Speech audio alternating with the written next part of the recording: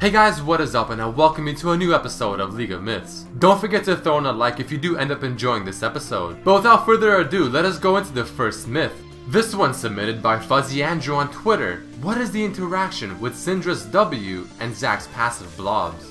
So this of course is quite the interesting myth. And there are going to be two test case scenarios. In the first one, I'm going to be using my W on one of the blobs as it is remaining. And I'm going to try holding it in the W stage as long as I can. And just as I say that, you can see the W cancelled about halfway through and Zack automatically regenerated.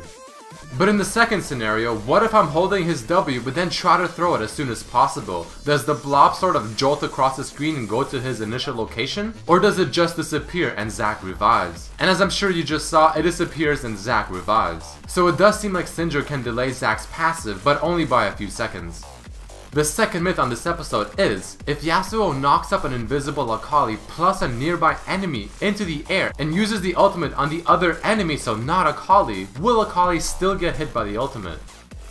So this myth might have sounded somewhat confusing, but it is quite simple. As the Yasuo stacks up his Q 3 times, Braum will stand beside me and Yasuo will knock both of us in the air, but only use his ultimate on the Braum. But even though I'm invisible and he only ulted the Braum, I'm still caught in the ultimate since I'm within range.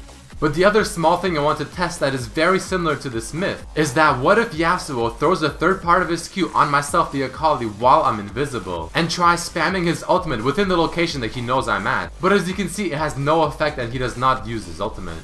The third myth of this episode, can Mordekaiser, Yorick, or Shaco ultimate or the LeBlanc clone use Thresh's lantern?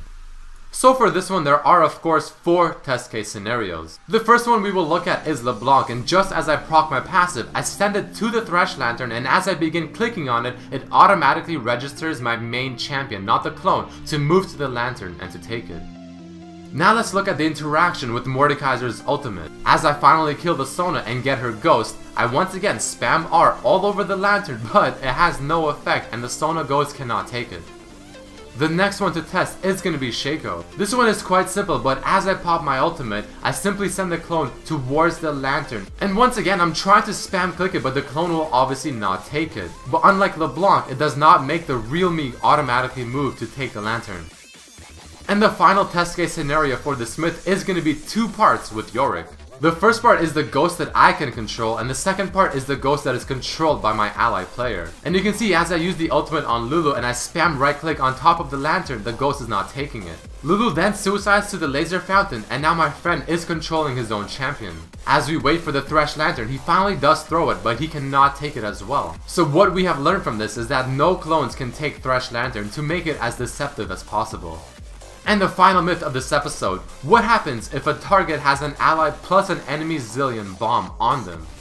So I'm sure the Zilean players know that if you have 2 of your bombs on a single target, it automatically detonates the first one. But does that still apply if it's 2 different Zileans putting their bomb on the same target? In the first scenario, I put my bomb on Vel'Koz and the enemy Zilean put his bomb as well, and it automatically detonated mine. So just for testing purposes, we tried doing it on the Zilean this time, to see if it has any form of different interactions, but it did not. And the other Zilean's bomb will simply cancel out the first ones and make it automatically explode. And the final thing we did, again just for testing purposes, is to try and do 4 bombs sequentially. So I use my bomb on him, which then he follows up with his own bomb on himself. That of course used up my first bomb, then I put a second one using my W then Q, and he did the same thing and it just simply cancels my bomb, so that was 4 bombs in a row.